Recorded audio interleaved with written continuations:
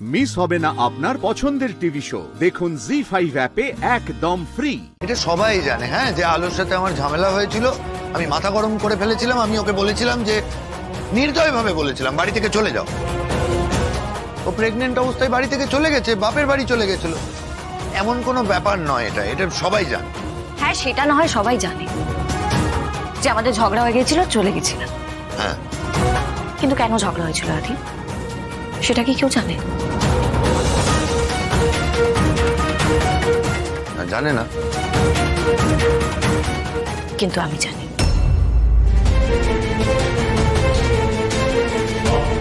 অসম্ভব, তুমি জানতেই পারো না, তুমি কিচ্ছু জানো, তুমি বানিয়ে কথা বলছো। কারণ ঝগড়াটা সেদিন আমার আর আলোর মধ্যে হয়েছিল। আমার ভাই এবং আমার মাকে নিয়ে যা যা কথা বলেছিল সেগুলো যদি আজও কেউ বলে, আমি তাহলে একই কথা বলবো, বাড়ি থেকে বার করে দেবো, ঝগড়া করবো।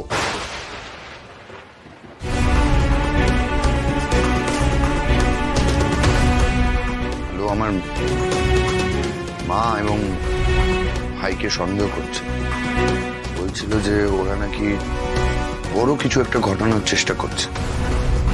এইসব কথা শুনে আমি চুপ করে থাকবো? মা আর ভাই মানে তো মণিমা আর চোরদা।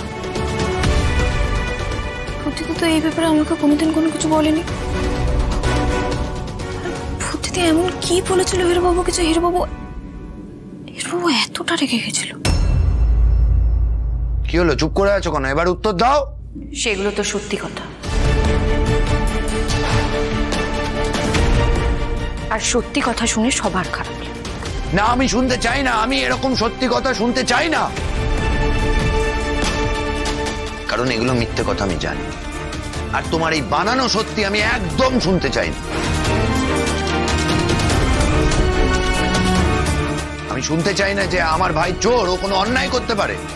আমাকে বলে কিনা যে আমার ভাই কোম্পানি থেকে চুরি করেছে। আমি সেই সমস্ত কিচ্ছু সেদিন শুনিনি, আজও শুনতে চাই না, আমি শুনতে পারবো না এসব। আলো বলেছিল মা সবকিছু জেনেও চুপ করে আছে। আমি বলেছিলাম যে তাতে আমার কিছু যায় আসে না, আমি শুনতে চাই না এই সমস্ত কথা। কারণ আমি মেনে নিতে পারবো না আমার পরিবার সম্পর্কে কোনো খারাপ কথা। আদি রিল্যাক্স, একদম চলবে না ভাই। আমি জানি তুমি আলো নও, নাটক করবে না আমার সাথে। আমি কোনো অন্যায় করিনি, যা করেছি বেশ করেছি, আবার করব।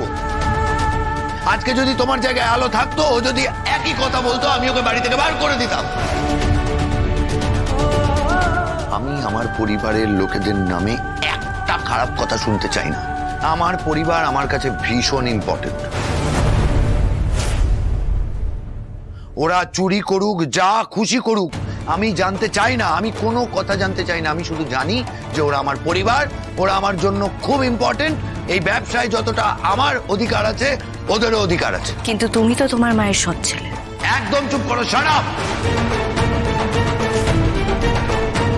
আমি কিছুতেই সৎ ছেলে আর সৎ ভাই হতে পারবো না। জি5 ডাউনলোড করুন আর সব এপিসোড দেখুন একদম ফ্রি।